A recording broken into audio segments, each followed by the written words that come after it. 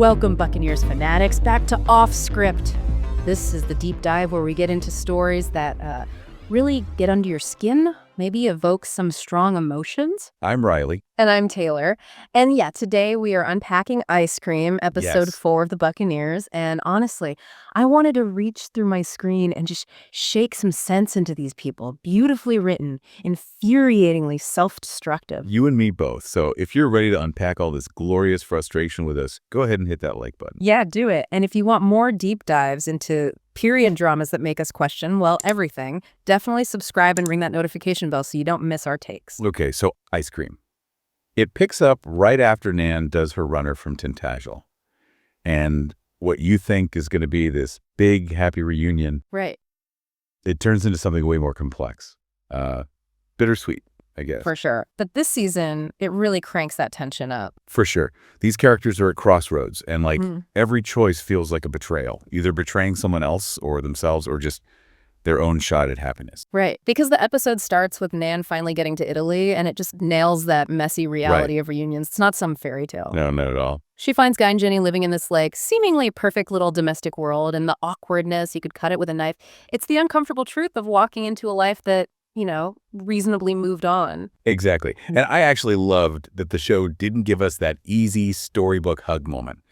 Instead, Nan has to face this genuine life Guy and Jinny built, even if, it's built on the fiction of their marriage. And the visuals, they did such a good job. Those wide shots, making everything feel distant, the hesitant looks. Yeah, the conversations that just kind of dance around what they're really feeling. Oh, yeah. So subtle, but effective. And then we get the wedding scene, which for me was the heart of the episode, emotionally speaking. Oh, definitely. Nan and Guy crashing that local wedding, Right. This little flash of what they could be, spontaneous, happy, just genuinely connected. Ice cream becomes this perfect metaphor, doesn't it? It's sweet, it's lovely, but it's temporary, it melts away. Exactly. Nan only allows herself these tiny tastes of happiness before duty, or maybe this ingrained belief she doesn't deserve it just pulled her right back. That scene, though, that kiss felt so earned. It wasn't just about finally kissing, it was watching them remember why they fell for each other in the first place. Totally. The whole feel shifted. Tighter shots, warmer light. Huge contrast to the awkwardness before. Really standout moment. Okay, so from that really lovely kind of poignant moment in Italy, the show yanks us back to England and straight into what I think is maybe the most frustrating romantic subplot, Lizzy and Theo. Oh, God, yeah. Theo. Still a wreck, right? Yeah, exactly. And he crashes Hector's school fundraiser. And it's such a move, this grand gesture that's basically a power play dressed up as charity. He doesn't just donate, he swoops in, covers everything, completely steals Hector's moment. And that really shows you who Theo is, doesn't it? He processes his pain through control, through these big dramatic gestures. And then at the garden party, okay, side note, Conchita trying to set up Mabel was adorable, even if she's clueless about Honoria. Yeah, poor Mabel. And when Lizzy calls him out on his ego, sparks fly. Okay, yeah, the chemistry is there, I see it. But here's my issue, and it's a big one. The show hasn't done the work. We haven't seen enough to believe in this connection over the really solid thing she has with Hector. It feels so rushed. Rush is the perfect word. I am totally with you. I'm just not invested yet. But that's where Lizzy and Theo have their first kiss. And again, it's not the kiss itself, it's just the speed. We're supposed to buy this epic romance, but the foundation feels like sand. And greed. The execution just undermines the emotional punch it could have had. Yeah. But what I do think works is setting up the contrast. You have Nan choosing duty and Lizzy choosing passion. And both choices feel like betrayals in their own way, different paths, same kind of conflict. That's a good point. And speaking of depth, let's talk about the absolute strongest part of this episode, for me anyway, Blanche and Reed. Oh, without a doubt. Yeah. Their scenes were just a different level. Exactly. They bring this exposition, sure, but also this emotional maturity exactly. that, frankly, the younger storylines sometimes lack. It's like a mature look at love, loss, serves as kind of a warning for Guy and Nan, maybe. It totally does. It shows what can happen when duty always wins, when you let chances slip by. And Blanche's insight, questioning if their love was maybe just the fantasy making it so appealing. Oof. Yeah, that hit hard. It just reframes love as something more complex than just passion or regret. It's about memory, timing, acceptance. It's so rare to see older romance handled with that kind of depth on TV. Really explores regret and paths not taken. Such a breath of fresh air. But okay, back to the drama. Right. Because then things take a seriously dark turn. James Seadown finds Jinny. Yeah, that shadow falls over Italy pretty quickly. And it adds this layer of real danger. James shows up saying he loves her, wants to be a father. It's classic manipulation. And the writing there is sharp because he's not just mustache-twirling evil, right? He seems like he might actually believe his own story, which makes him even more dangerous. Definitely. And Jinny deciding to meet him with Freddie, it feels both like understandable given the manipulation, but also just heartbreaking. And what gets me is the isolation of her trauma. She sees Nan and Guy happy, finally, and she doesn't tell them James is there. She feels guilty about what she's put her sister through. Which is just, so frustrating for us watching. But it rings so true, how survivors often protect others by isolating themselves, taking it all on. Devastating. Which then leads us right into Nan's impossible choice. The big climax. She decides to go back to England, back to being a duchess, to push through some bill that might help Jinny escape James someday. Okay, what is this bill? The show is so vague about it. Yeah. How does it help Jinny? We don't know the specifics. Exactly. So without clear stakes, Nan deciding to leave Guy again after, 36 hours in Italy, it feels less like this grand, noble sacrifice and more like Self-sabotage.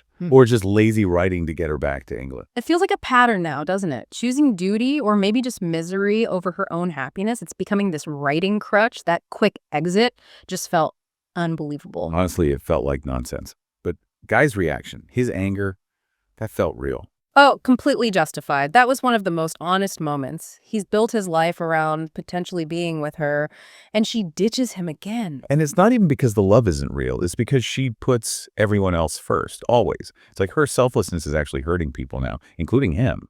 It feels like it has to lead to some kind of major blow-up down the line. It has to.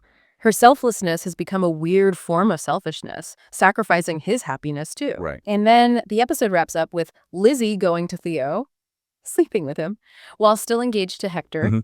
And that happening right as Nan makes her choice. It creates this really fascinating parallel. Nan picks duty, Lizzy picks desire, but somehow both feel like betrayals. Yeah, they do. The visuals there were good too, the light and shadow emphasizing the secrecy of it all. But again, the emotional impact is just diluted because the buildup between Lizzy and Theo felt so incredibly fast. Okay, best and worst moments, quick fire, best. Blanche and Reed, hands down. Emotional depth, acting, dialogue, mature perspective, all of it. Agreed. Worst moment. Nan's blinking you'll miss it Italy trip. 36 hours. Yeah. Seriously. No attempt to find another way. Yeah. It's beyond self-sabotage now. It's just plot mechanism. Totally. Plot convenience over character. Didn't sell the urgency of the bill enough to justify that quick an exit. Most wasted potential. Oh, easy. Lizzy and Hector. They built this genuinely sweet, supportive relationship. He listens to her, treats her like an equal. Their engagement felt earned. Right. And they're just tossing it aside for this rushed thing with Theo, who's all about grand gestures and stealing spotlights. Exactly. And Lizzy just falls for it. And a show about women wanting agency. Watching her choose the guy who screams control over the one who sees her, that's the real waste. Painful. Okay, theories. Fans are buzzing. Big one. James's arrival forces a huge reckoning. Jinny meeting him with Freddie? It screams manipulation, maybe tragic catalyst. Oh, yeah. His presence has to blow things up, shatter that Italian haven, force everyone to stop avoiding things. And the mystery bill. Theory is it's definitely about women's legal rights, divorce, property, something to give Jinny leverage against James. The vagueness feels intentional, building to a reveal about Nan's sacrifice. Interesting. I also saw the one connecting Blanche and Reed to Nan and Guy. Blanche's fantasy comment, foreshadowing that Nan and Guy might not survive reality, repeating mistakes. Ooh, I like that. It fits. And it ties into the bigger pattern, right? Every character chose away from happiness this episode. Nan leaves Guy, Lizzy cheats, Jinny hides James. It feels like the show's thesis. Society, especially for women then, conditions you not to expect happiness, to sacrifice. So the prediction is the season builds to them finally having to choose happiness over duty. Right. Otherwise, what's the point? Right. Okay, so grades. Okay, moment of truth. You first. Defend this beautifully frustrating mess. Okay, look, yes, it's frustrating, but that's the point. This show is smart about internalized stuff. Nan can't just choose happiness easily. It goes against everything she's been taught. The ice cream title nails the theme. Jinny's storyline is terrifyingly real. My issue is the pacing, mainly feel Lizzy needing more time. The emotional core is strong, execution's a bit shaky, so I'm giving it a B. B, you're way too kind. Okay, I hear you on the realism, but at some point, realistic flaws just become dramatically unsatisfying. It feels like they're yanking our chains. Nan speedrunning Italy, Lizzy chucking a good thing for drama. It's hard to stay invested. Blanche and Reed, A+, absolutely stunning, but the rest. The production is gorgeous, yes, some moments hit hard, but these characters need to make one good choice soon. I'm going C+, saved by the good bits, but overall, deeply frustrating. But isn't that human, making bad choices? Maybe, but Nan's Italy exit was still nonsense. 36 hours. Okay, fine. That part was objectively ridiculous. Even I can't defend that logic. Huh. Okay, C+ stands. And my B stands too. It's still making me think, even if it's also making me yell. Fair enough.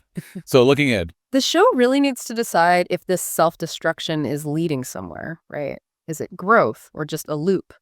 They've set up these compelling patterns, but now they need to show us a way through them for the characters and for us watching. It needs to feel earned. Absolutely. Though, gotta say, the performances are consistently fantastic. Everyone is bringing it, navigating these complex, often frustrating emotional beats, and the world still looks incredible. For sure. So what did you make of Ice Cream? Are you team frustrated like Riley, or team appreciating the mess like me, or somewhere else entirely? Let us know in the comments. We really want to hear your theories, especially about that bill and where Theo and Lizzy are headed. Yeah, jump in. And if you enjoyed this deep dive, please do like this video and subscribe for more breakdowns of the Buccaneers. So you don't miss our take on the next episode. For sure. And just remember, sometimes the episodes that drive you craziest are the ones you end up thinking about the most, for better or worse.